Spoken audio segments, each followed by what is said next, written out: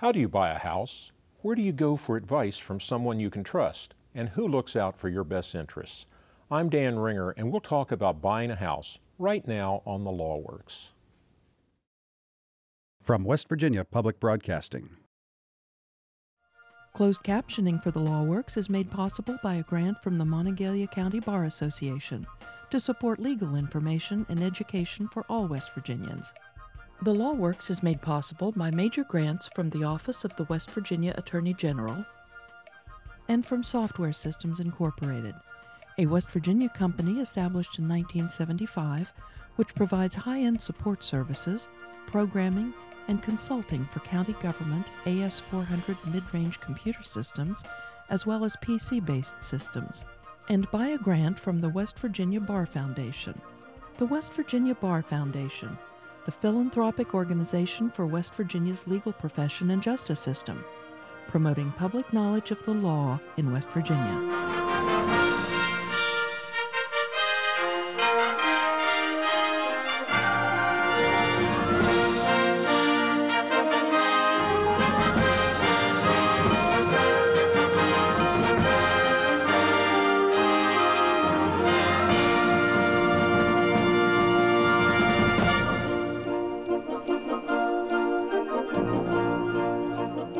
If you've ever bought a house, you were probably overwhelmed by what happened and couldn't have explained it. My guest is attorney Stephen Wicklund. Steve, thank you for joining us. Thank you. Nice to be here. We talk about buying a house. You're a real estate attorney primarily. Yes. You've done a lot of, we call them closings, the actual transaction where the sale of the house and the purchase of the house is made. How many of those have you done over the years? About 3,000. So I would say you've seen everything, but then the next closing is always going to be different, so you haven't seen And they're more everything. Complicated now than they were 35 years ago. Why is that?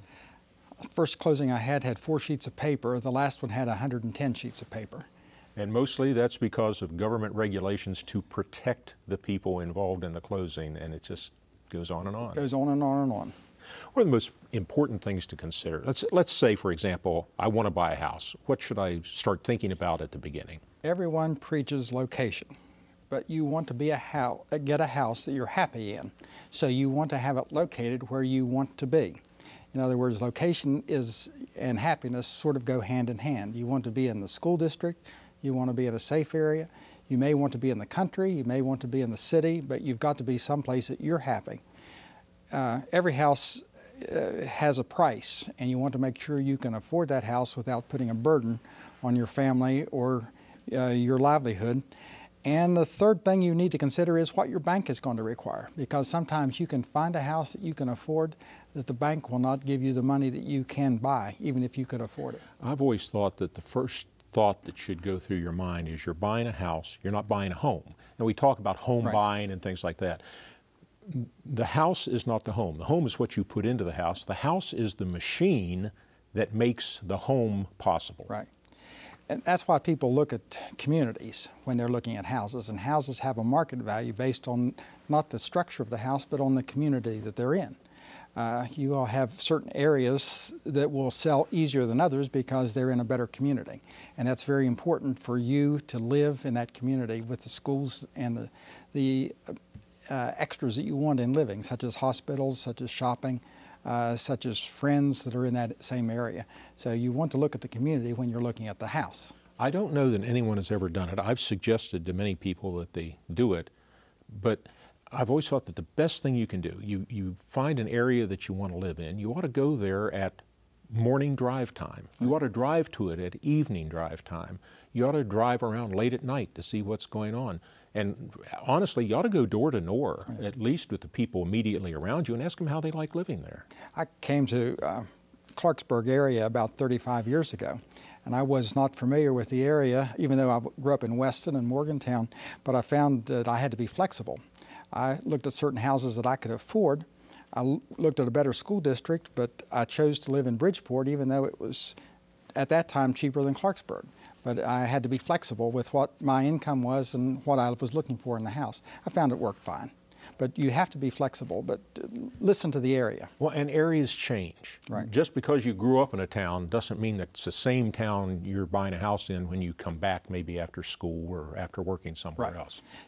But you've got to be comfortable in that area. It's close to your work, has the extras that you want in the house. The home is secondary to the community. Steve and I have known each other for a number of years, and I remember when you built your house, the one you're living in now. Second house. You were in a fairly rural area, part of Bridgeport. Now it was outside of the city. It was. Didn't have TV cable or anything, but cable was next door, so it looked like it was going to. So long ago they didn't have TVs. So, right. But things do change, and you have to make yourself familiar with them.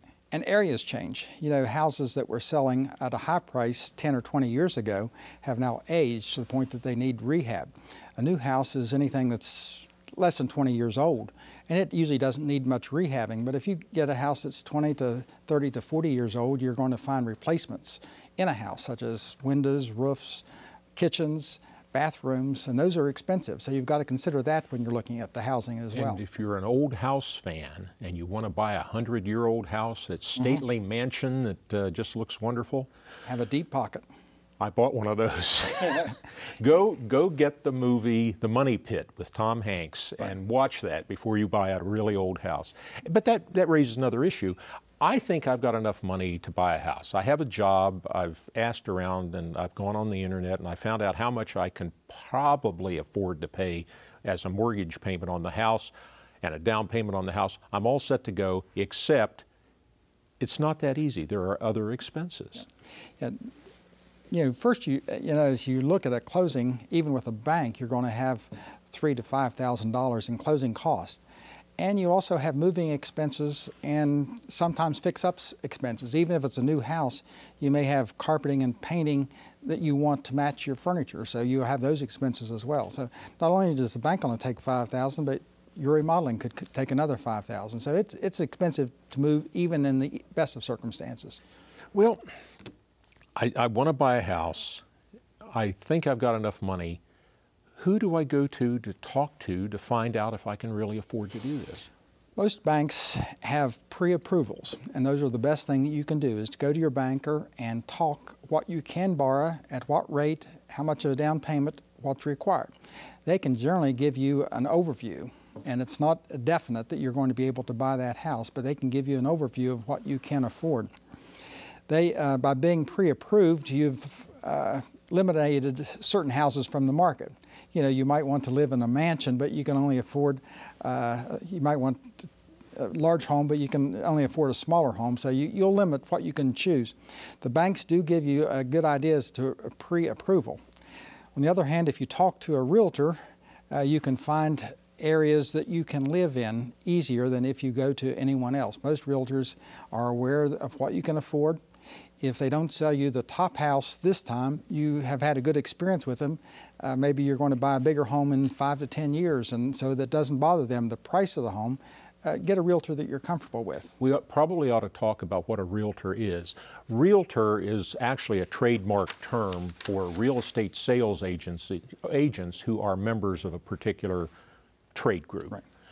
There are brokers, people who run the real estate agencies. There has to be a broker in charge. That's a special license, and they have to have a certain amount of experience.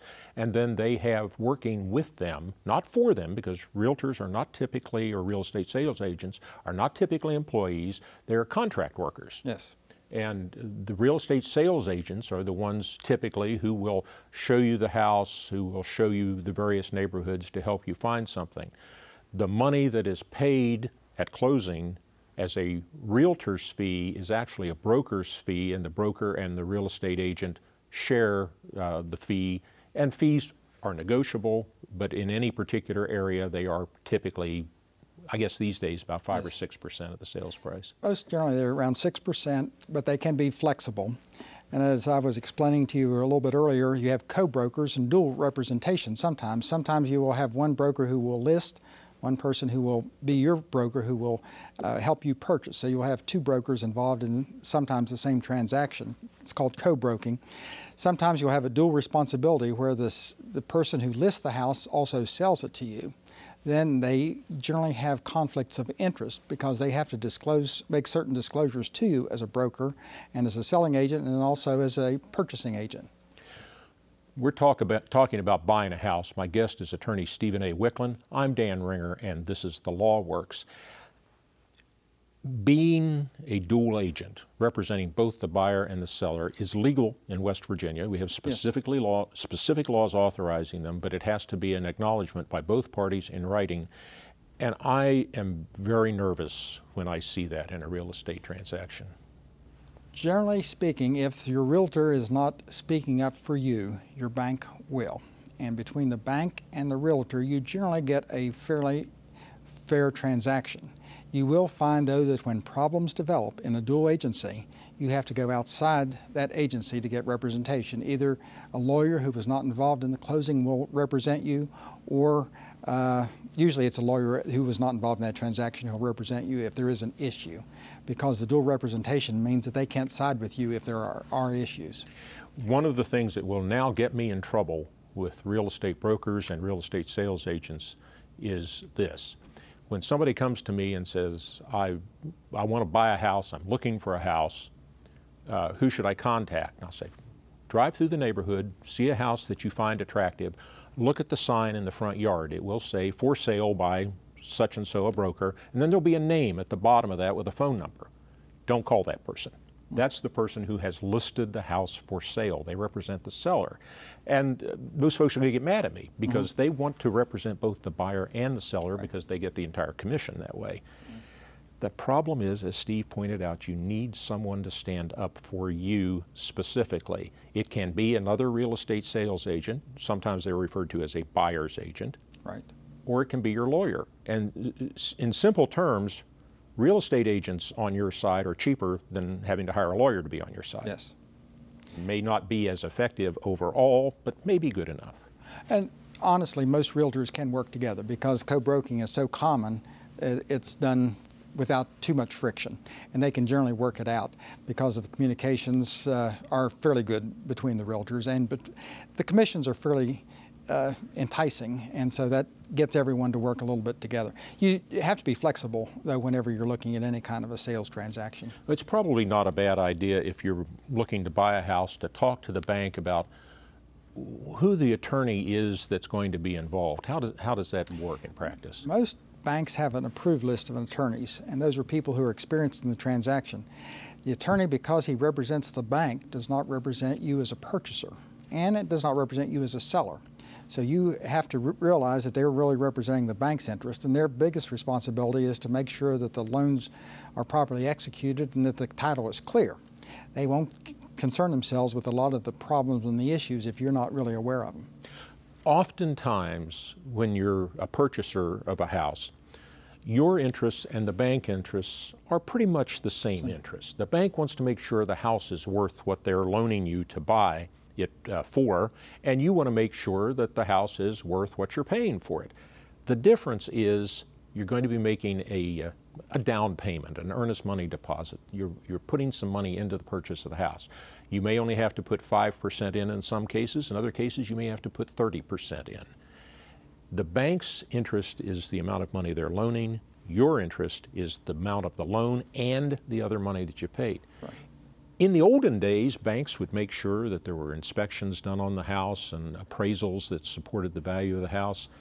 Not so much these days. The appraisal has most of the information you want, and they do list the areas. Most appraisals go by the areas. If there are problems with the area, if it's a good area or it's a bad area, they look to the appraisals. Now you have to talking about the geographic area? Yes. Okay.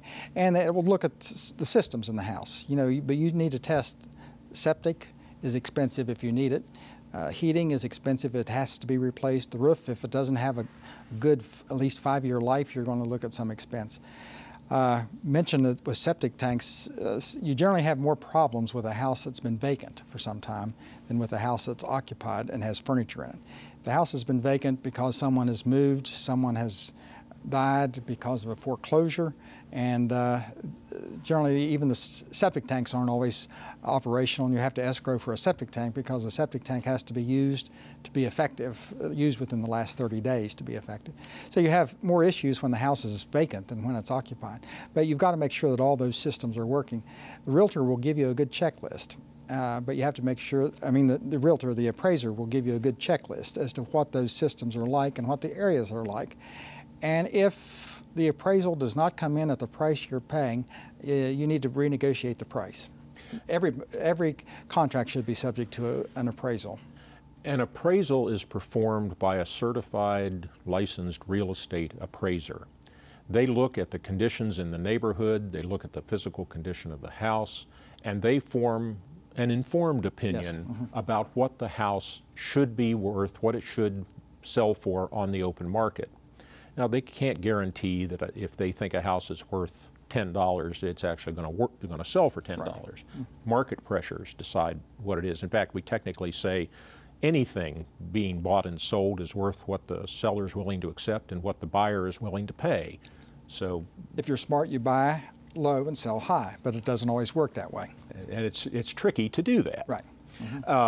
But once you get the appraisal, you have at least some idea as to what an expert thinks that house is worth, and banks rely on that in loaning money. The appraisals were condemned a few years back when the bank got into trouble in 2008, and appraisals now have been a little bit more independent than they were before 2008. There was a time that the federal government shut their eyes because house prices were increasing so rapidly that they didn't look at the appraisals, but now they're looking at appraisals a lot closer. I actually had a real estate appraiser that I contacted one time to perform an appraisal say to me, "What do you want this house to appraise for?" I said, "I'm sorry, I can't use you. I want you to tell me what you think it's worth. I don't want you to work to my price point. You tell me what it's worth, and we'll go from there." And in fact, a few years ago, there were some allegations of collusion between appraisers and banks and real estate agents and things like that. That was before the housing bust in, about 2008? Appraisals are pretty careful today.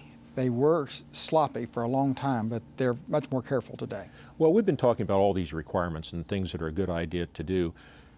You have to put all this stuff in writing. It's called a sales contract. Generally speaking, whenever you enter in to purchase a home, you need to have a contract with the purchaser that you're going to be buying it. The sales contract, there are forms that most realtors have that are fairly standard, but they have blank spots, and you want to be careful what's in those blank spots. First thing you want to make sure is that there's a price, and even in a realtor's contract, you may make an offer of $100,000 and the seller wants to sell it for $110,000, and you have to cross out and put in a price of $105,000 to come to something in the center. You negotiate it. Negotiate, but the contracts sometimes have those marks in them showing the negotiation. They still hold up.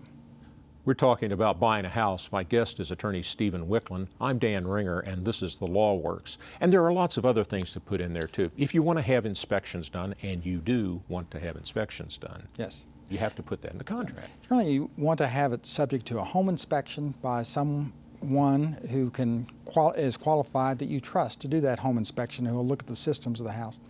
You want to make it subject to an appraisal. You might put a price on there that you think is fair, but the appraisal may come back too low, and you have to lower the price. Generally speaking, if you get a bargain, you never raise the price, but if you are losing money, you generally have to lower the price, at least for the bank standpoint. As a practical matter, you can't borrow enough money to pay for the house. It's always subject to bank financing also, and it's subject to pest inspection. And there's words in there such as clear title or title report, and sometimes that's where the attorney will come in and clear the title, make sure all the liens are taken care of and the taxes are paid. You also want to put in there the personal property that you're wanting to sell with a house. Most houses, if anything that's attached stays, such as curtains and draperies, although sometimes those are accepted. Sometimes the kitchen appliances, such as the oven and the refrigerator and the washer and dryer, sometimes those are easier to purchase than to move in and out. So some personal property always is negotiable, and most people are generally flexible about the personal property today. We've said many times here on The Law Works that the best way to avoid legal problems is for the parties to talk to each other, to have good communications.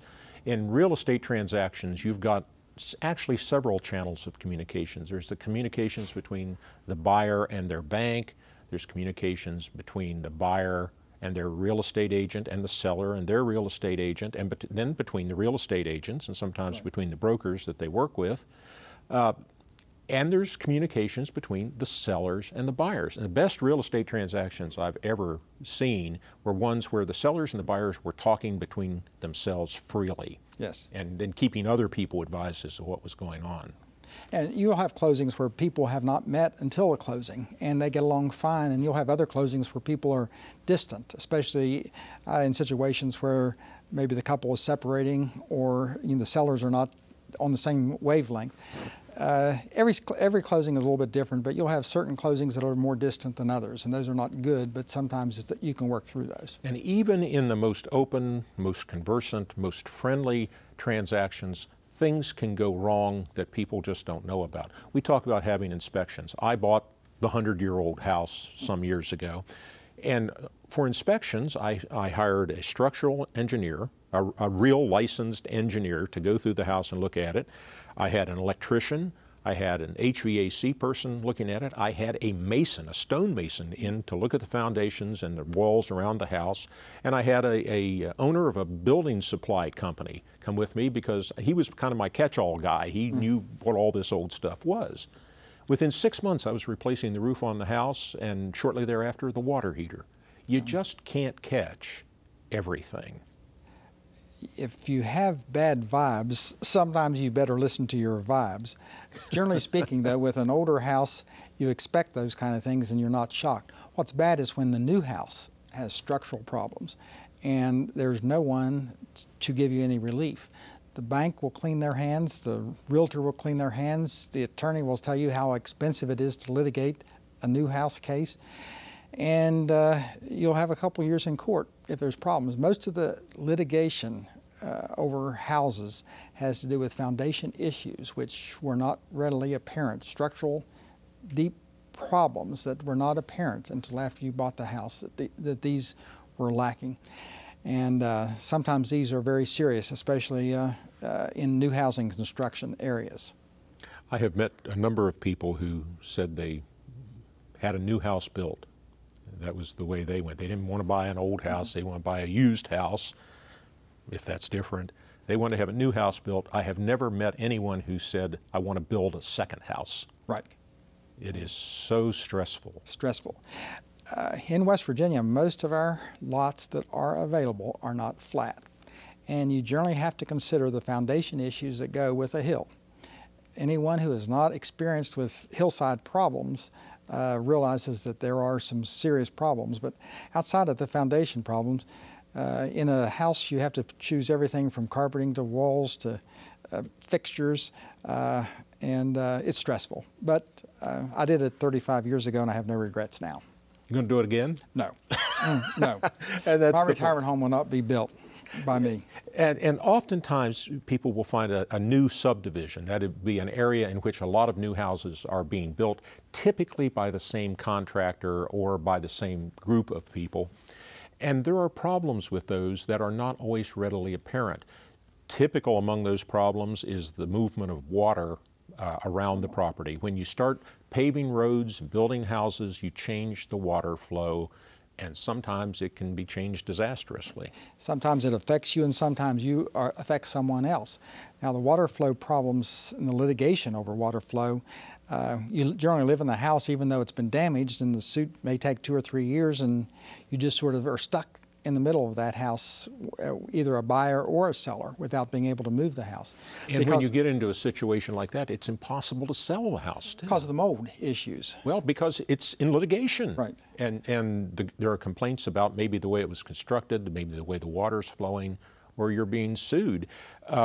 It's just really, really complex. House buying is not easy, and it's not for the uninformed. Most of the new subdivisions also have what they call restrictive covenants or conditions or homeowners associations there are restrictive covenants in deeds, but most of the subdivisions will have their subdivision ordinances, architectural control committees, or that nature, which will try to set forth standards. If that group is independent of the builder, you don't have as many problems as if the builder controls that group. But sometimes that group is referred to as the homeowner's Gestapo. Yes. Because they can tell you the color you're going to paint your house, what you're going to have in the front yard, what your mailbox is going to look like. Sometimes, but generally speaking, if you get along with your neighbors and you don't ruffle any feathers, you get along fine. I suppose the closing line, Steve, is be careful, be very careful, know what you're doing, and find a lawyer to talk to. Steve Wicklund, thank you very much, Steve, for being with us. Thank you also for being with us. On behalf of the Law Works, I'm Dan Ringer. Good evening. If you would like to suggest a topic for a future The Law Works show, or if you're a school teacher and would like to receive a DVD of this show for classroom use, send us an email to thelawworks@comcast.net or visit us on Facebook. On the Law Works website at thelawworks.org, you'll find a listing of recent The Law Works programs, additional information about this show's topic, and video of this and recent shows. You can also find the Law Works programs on YouTube and iTunes. The Law Works is produced in cooperation with the Office of the West Virginia Attorney General, the West Virginia Bar Foundation, the Mountain State Bar, the Monongalia County Bar Association, and the West Virginia University College of Law. The Law Works is made possible by major grants from the Office of the West Virginia Attorney General and from Software Systems Incorporated, a West Virginia company established in 1975 which provides high-end support services, programming, and consulting for county government AS400 mid-range computer systems as well as PC-based systems, and by a grant from the West Virginia Bar Foundation. The West Virginia Bar Foundation, the philanthropic organization for West Virginia's legal profession and justice system, promoting public knowledge of the law in West Virginia. Additional support for the Law Works is provided by the West Virginia Supreme Court of Appeals. From West Virginia Public Broadcasting.